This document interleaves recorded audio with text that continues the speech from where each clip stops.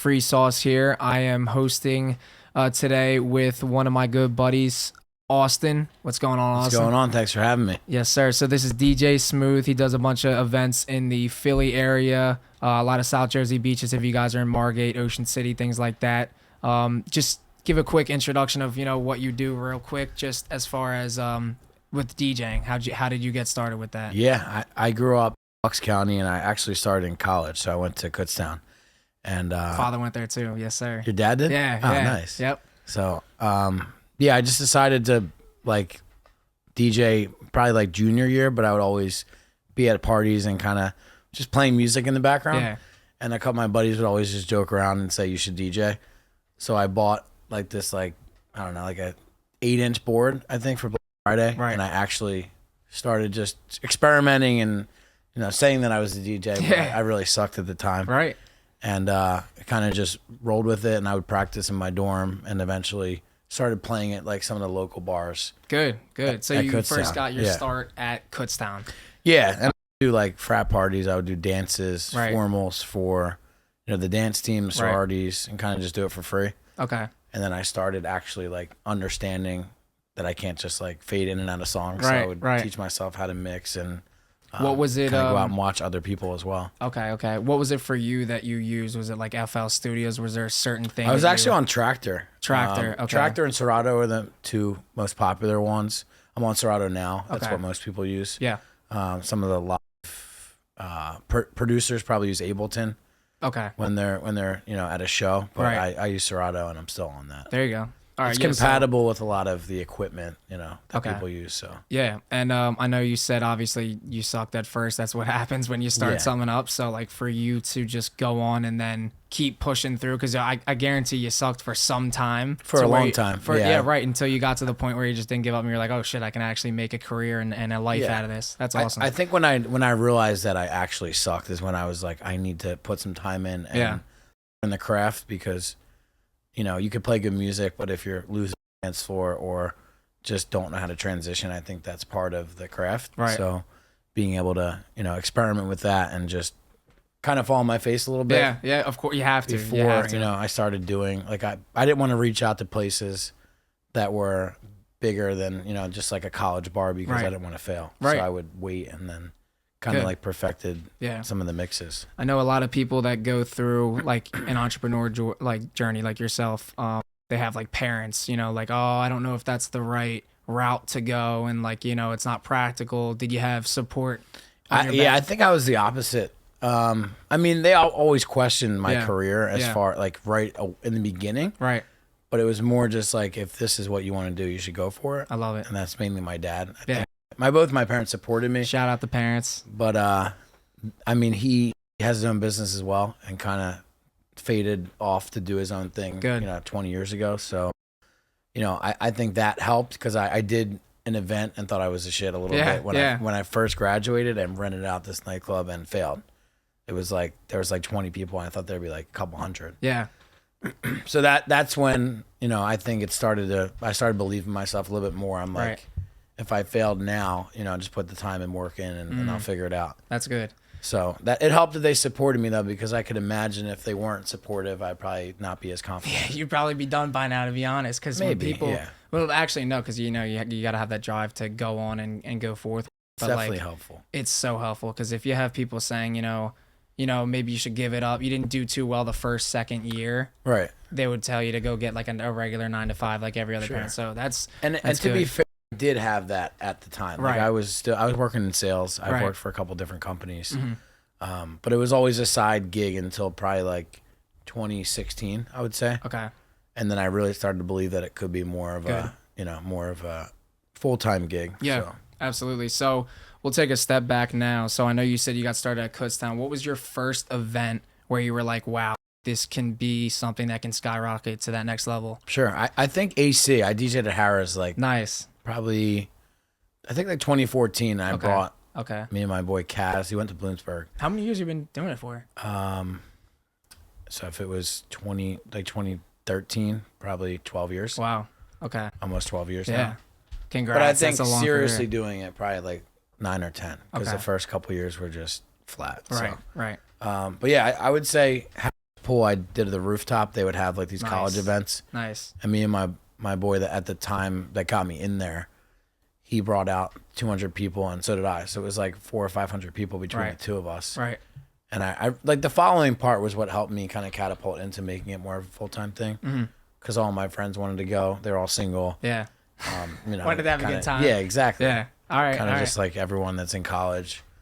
And kind of came to Philly too, because a lot of the people that went to Kutztown are from my hometown or surrounding suburb areas that are, you know, for the most part, within an hour distance of Philly. So a lot of the groups commingled together. Nice. Yeah. So I heard, or I was looking through your Instagram, just doing a little scouting. I saw you had something with iHeartRadio. How did that come apart? Yeah. A lot of the guys like Buster, he's our host for the tailgate. You know, over the years, I've just been on Q102. Okay. So their partner is iHeartRadio. Nice. And that's the relationship. And then we've done a lot of events.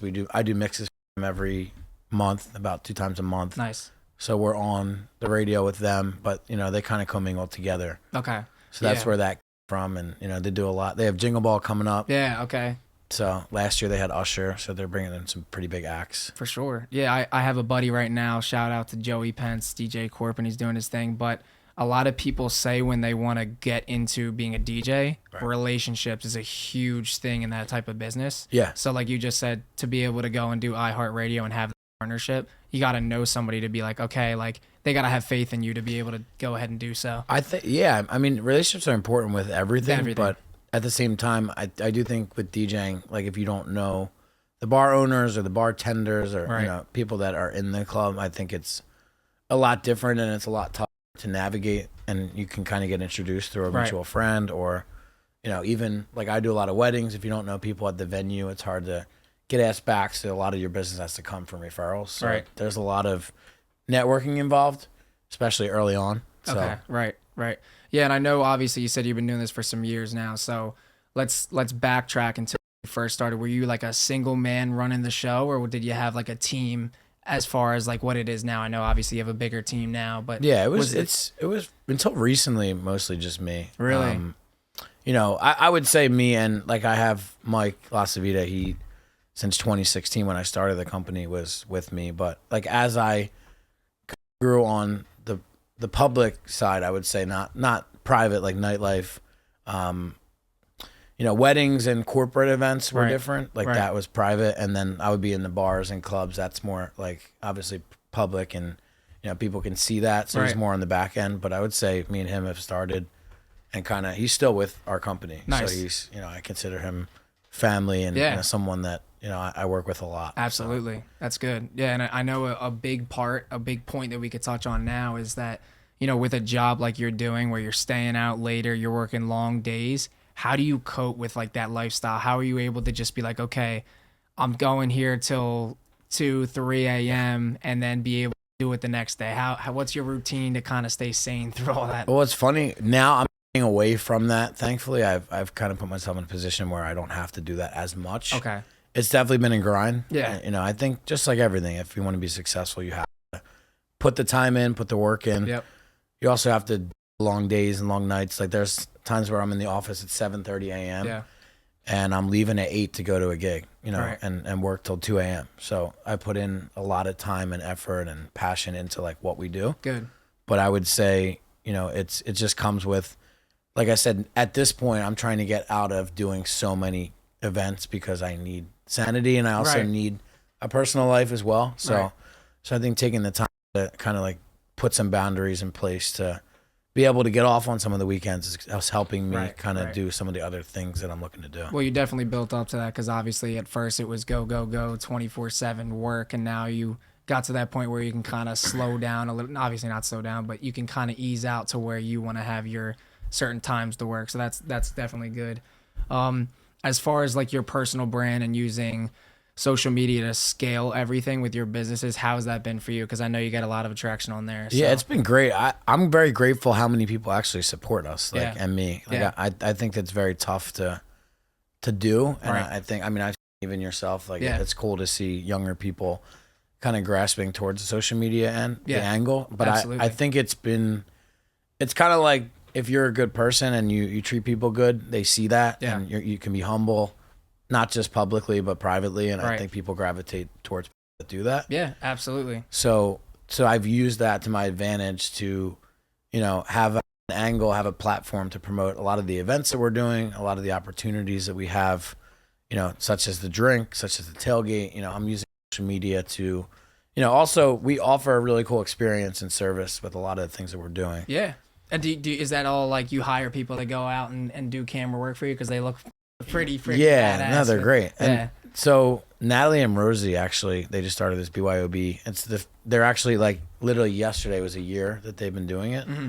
So they're just two younger, motivated individuals that are like just managing social media pages, but they also get content for you. Nice. So that's one thing that I've struggled with over the years, and why I chose them is because they actually, not only do they come film it, they edit it and major in the majors, get the people that know what they're doing. Exactly. That's and they're following smart. the trends, right? Yeah. So like the younger generation likes TikTok and Instagram. Yeah. So it's. How old are you, by the way? I'm 32. Yeah, right. Yeah. So like obviously you have a younger demographic taking over this. So like you just said, they're following the trends. You have to adapt, right? You have to adapt. And I don't think I know everything. So having someone, they're the experts, I would say, on social media, and then we meet every week to kind of go over what I need accomplished, and then they'll kind of put that in motion and figure out a lot of the things that actually have to be executed based on what I tell them I want to get done. Good. Yeah. And obviously, all right, so you talked about your drink a little briefly. We don't have any here. I wish we did. Should have got some. I think I fucked up on that one. No, we'll try it for all sure. Good. But he does have a drink, guys. Definitely check it out. Is it Smooth Water, if I'm saying that correctly? So we have smooth tea, smooth water, and then there's a vodka as well. Okay. Kiki Vodka is the company. Kiki Vodka. Yep. Okay, there you go. So how did this come about? So obviously, when you're a DJ, you want to focus on this. How were you able to then shift to now say, I want to have a brand outside or outside of what I'm doing? So I've always thought about the idea of having a drink. I just never really was like, how the hell would I even do that? Right. So, and my boy that came to me about the idea, I like when he tells the story better. Oh, somebody came to you for an idea. He did. Nice. He was actually really annoying at first, and his name's Drew. So he's one of the owners at Kiki. He's very persistent, and he's great at sales, and just kind of like was following me around, annoying the shit out of me. That's what you got to do sometimes. When we first came to the idea, it was really just from a party that I was doing for the Super Bowl. Okay. So he would approach me about working together for like the 3 months before that, and I kind of just blew him off. Yeah. Because I didn't know him, and he was very annoying. Yeah. I just like saying it because I like busting his balls. Yeah, but look at it now, though. You can exactly. it, so. And we still joke about it because people ask how we got started. Yeah. We'll tell the story. That's better funny, than I though. do. I would have thought that you were like, let's go, I'm all in. No, I got to give him props. Shout out to, what was it, Drew? Shout out to Drew. So I was doing a bunch of tailgates for the Eagles when they won the Super Bowl. Not when they won, they lost, but the following the Kansas City game. The Kansas City 2022. Game. Yep.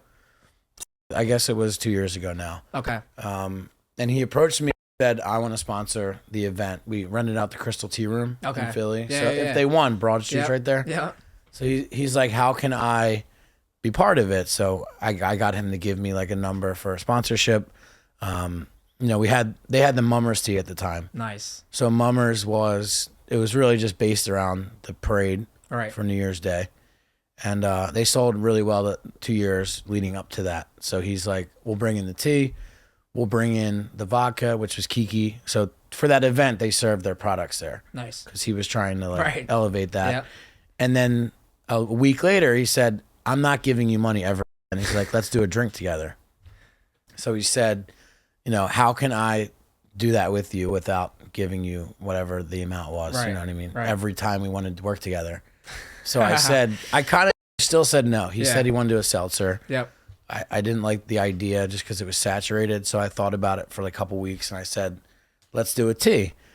We decided to do smooth tea, but it was half and half because I felt like some of our competitors were doing a regular tea and doing really well with it. So I wanted to kind of differentiate ourselves and come up with a plan. So you don't currently have a seltzer? No, we don't. You ever thought about it?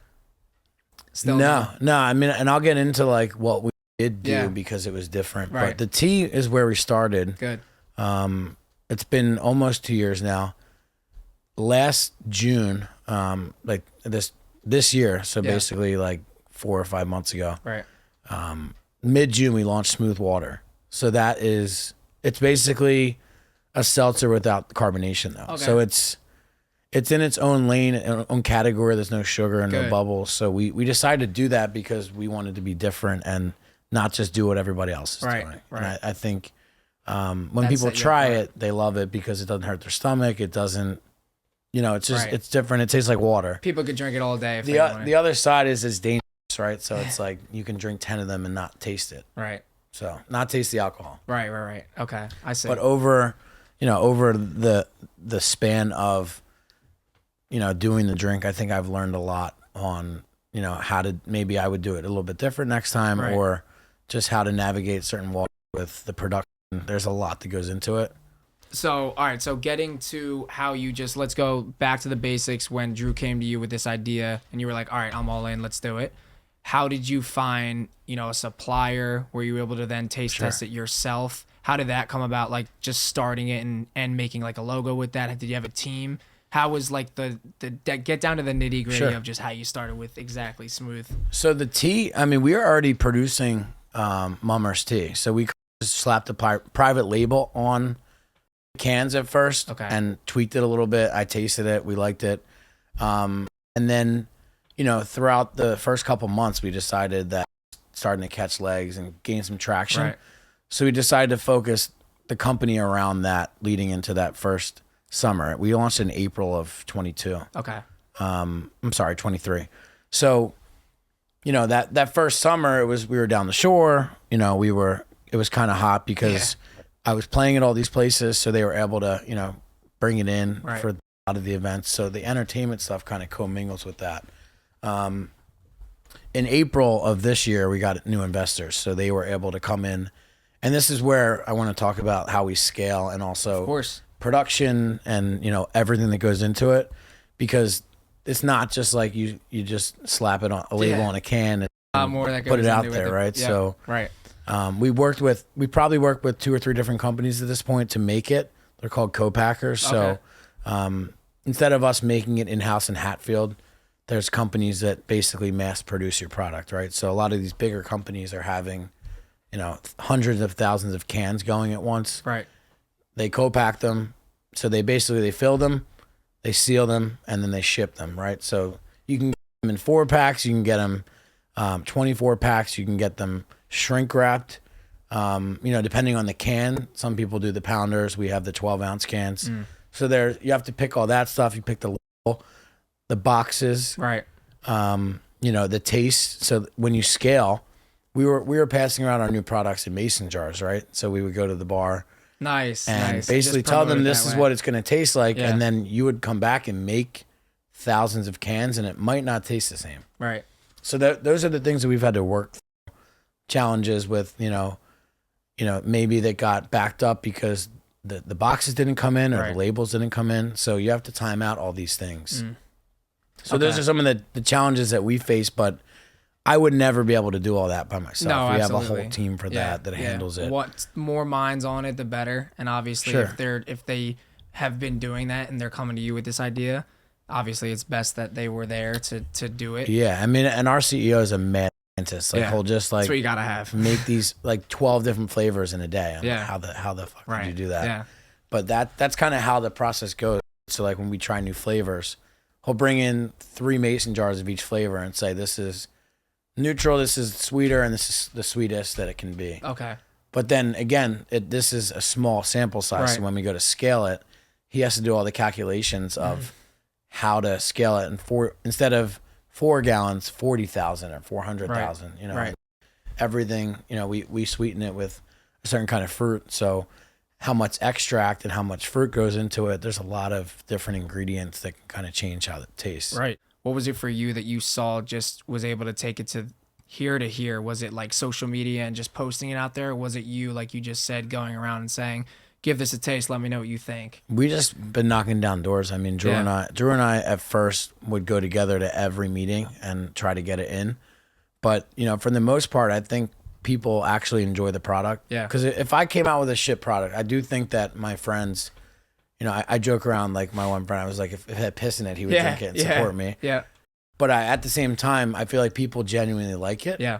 So it caught on, and it's a great product. So I think having that and marketing it with, you know, we're confident in what we do. We're confident in the product. We're also confident in the market piece. I think we're very creative, and you know, and again, that goes with the hands of not just me. There's other people on our creative team. Right.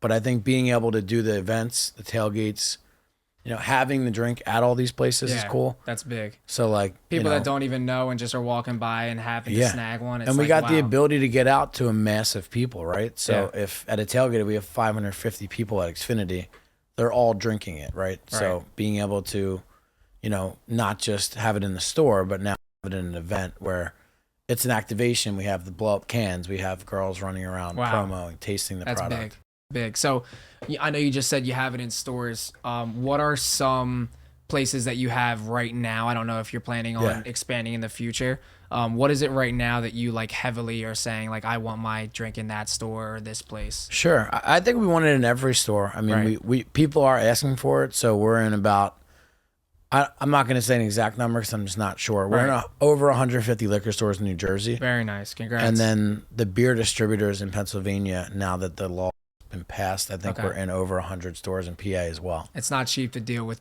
laws with alcohol and things like that. So. No, it's not. And that's been a big hurdle for us. We struggled with the PLCB for a while. Right. But now being able to get into some of these, you know, some of these bigger distributors are taking bigger drops and they're putting signage up, so we're able to promote it a lot more. Okay, right. All right, so let's go on to, I know a lot of Philly fans are watching, a lot of just Eagles, Sixers. You are the official DJ for the Phillies. So I'm one of the DJs. We actually can't use the word official, but I am one of the Phillies DJs. Right. So there's 5 of us. Nice. And DJ 9 actually brought me in on that. So we're able to rotate different games. Good. He actually does the schedule, so we're able to kind of like fairly pick, you know, each game. And throughout the season, we basically, there's 5 of us, like I said, so we're able to kind of rotate. A lot of the guys are busy, like he tours with Paulie D around the country, so.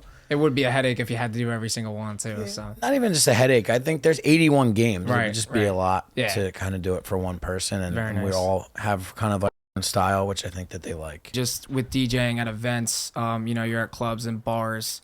How was it that you wanted to go the route of like game day tailgates? What was that for you and getting connected with tailgating? Yeah, so I started it was the year they actually won the Super Bowl, so 2017. I started doing the tailgates for friends and family. I would actually like DJ, and then I would have someone else come with me. Right. And then I would make like burgers and hot dogs for everybody. We'd have like 20 or 30 people at first. Good time. And then I did it friends for like 100 people, and then I just my own when they made the playoffs for the Falcons game. Okay. So that first game. Yeah. We had, you know, probably a couple hundred people. And then the Vikings game, it got crazy, and we did, you know, I'd say 400 or 500 people. But it was in the parking lot, so people kind of just walked by. We would make a flyer. We would advertise that we were doing it. But it kind of just got legs. And then that next season, for the next 5 years after that, you know, we did a tailgate in Lot G. So that kind of led up to Xfinity, but I wanted to walk through like how much time and effort that was kind of like into that before we got to Xfinity, because I would have to wake up anywhere from 4 to 5 a.m. on a 1 o'clock game and get there by 5:36 to get in line, because the gates open 7 hours before, right? So when you're about to tailgate, you have to not only hope that you get a spot, the same spot that you always get, but you also have to be there before the crazy like fans get in line. Yep. They're camping out all night. People might think I was crazy, and I probably was, but I would DJ till 2 a.m. and go sleep in my car. Right. And then drive to the game for 6 a.m. and get the same spot every time, because we were one of the first people. That's what people don't see, and the work behind it. So like obviously you got to do those type of things if you really want it to be a success. So for sure. And it was also cool to like be able to see that now, how much like I actually put in. Yeah.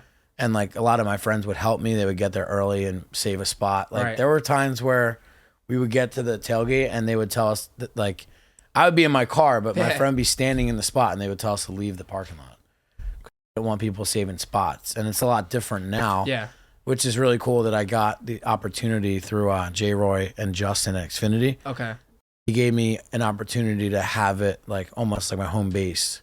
So now our tailgate is at Xfinity on their property. I see. So it's now on the turf field. So after 6 years of being in the parking lot, last year was our first season. This is our second now. Right. We're able to do the tailgate at the same location every single time. All right, and now is that every home game? You're pretty much there? Every home game. Every home game. We were there. We had the Sean Jackson there this past weekend. Nice. So. Oh, I did see that on your story there. That's crazy. Yeah. And full circle for me this past weekend, like, you know, being able to partner with Kevin Hart's Tequila, Gran Cormino, you know, having those types of opportunities, I don't think would be possible without putting in that work. Absolutely. And all the time. And yeah, not even thank myself, but all the people that actually support, like leading up to that and kind of like mingling that whole entire experience. Right. So we'll get into that. Did you have any friends or anybody that was just on your back? Like, yo, what are you doing? This isn't going to work. Did you Not really. I think I just don't care about what other people think. Like there's obviously competition, but kind of just ran through that wall and, you know, I don't really worry about what everybody else is thinking or doing. So I think that's important as you, as an entrepreneur, not to worry about, you know, what X person is thinking or why or what they're doing. You know, try to do your own thing.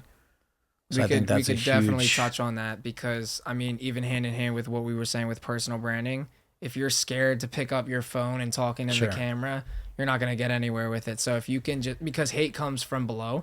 So obviously if somebody wants what you have and they're established, you're never going to hate on me for trying on Instagram or talking because you've been there and you've seen it. So like, you got to put yourself out there. You got to put yourself out there. If you want to, like I was watching a Jordan Welch video, this entrepreneur in Miami, he's good friends with my cousin out there. And he was saying that now is the best time to make your personal brand. And like everyone wants to be on a Netflix or like a third party app. You can do it. And we have to do it on your phone. You can make a name for yourself without a third party, and it's kind of free too. I mean, you could put money in. You could put money, you know, advertising, but like you said, and I think that's what makes you interesting as well. Is you kind of put the time in. You understand, surround yourself with good people too. That's important because I think I've been fortunate to have people around me that have kind of been through all of that. Right.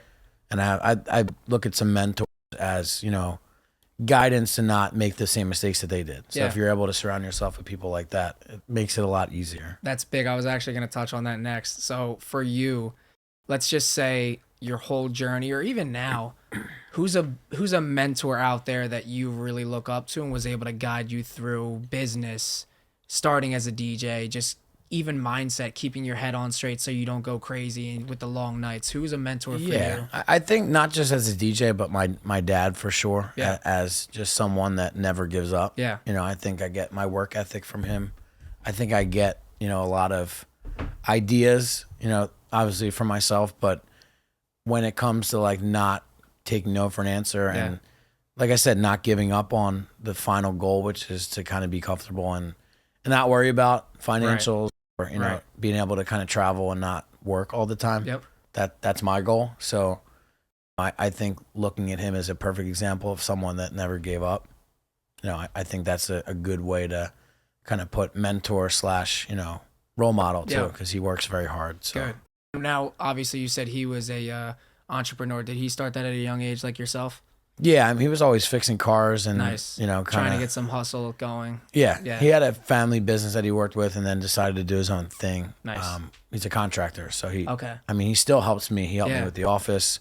You know, he's always says he's proud of me, but I always tell him that, you know, a lot of the things that I'm doing are because of he kind of believed in me. Yeah. You know, same with my mom, my sister, like everyone, very close. So that having support that it's definitely the longest way. It goes the longest way because people are doing what you're doing with entrepreneur and they don't have support. They're just, it's them and they're working towards their goals. 100%. For you to have support, you know that people are on your back and they're ready to support you through with whatever you have. Yeah. So and that also makes me very humble and grateful that I have that because I know that not everyone does. Right. All right. So obviously I know you said your goal here is to obviously be well off. You don't want to have somebody telling you what to do. Sure. And I think over money, I think freedom and actually buying your time back is way more important than the money itself.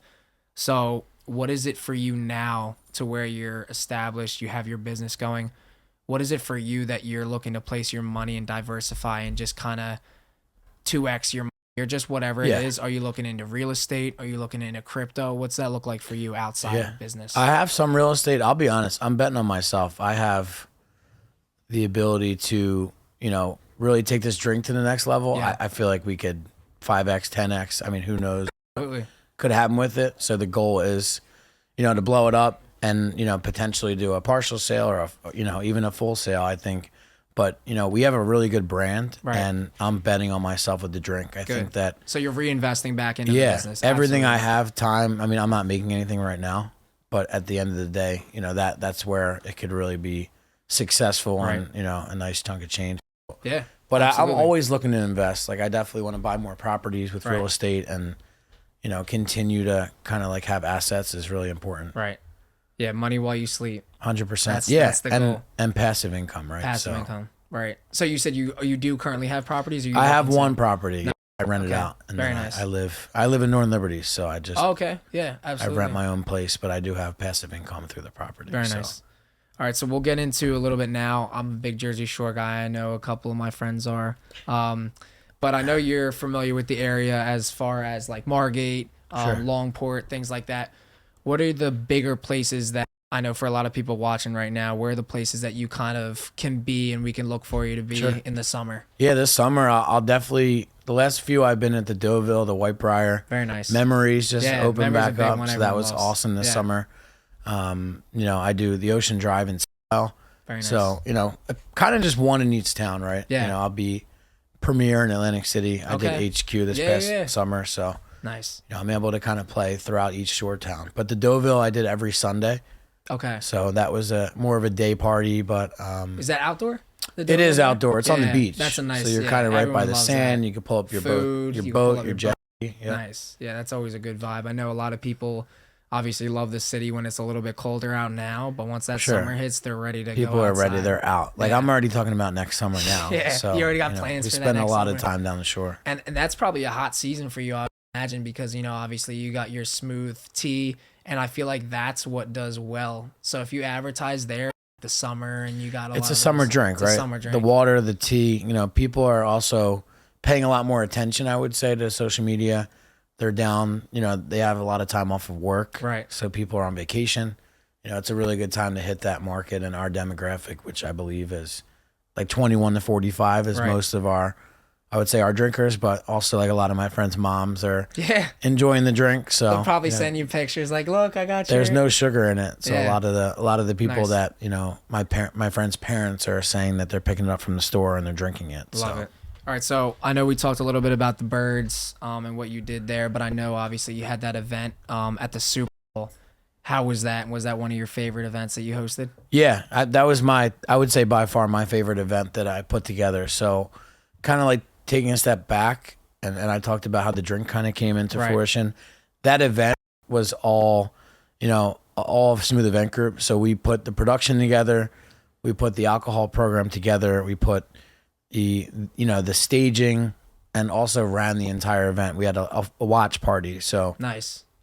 For me, the only part that sucked was it didn't win. Because everybody would have celebrated. We were making like a documentary in case they won. Yeah. So we have all this footage for next time. Okay. But I can tell you right now, if they make the Super Bowl again, we will do the party again. Nice. Because it's literally right next to Broad Street. Yeah. So everyone goes. If you win, you kind of just spill right out, and you can celebrate with everybody. Oh, so it's a good time. Being able to, and this is kind of where I want to go with my business is hosting a lot of these bigger events. We do a 2,500 person party at the Winston for Dayload. Very nice. So St. Patrick's Day, every year we throw a party, and it's out the last couple of years. Nice. So we're going to do that again.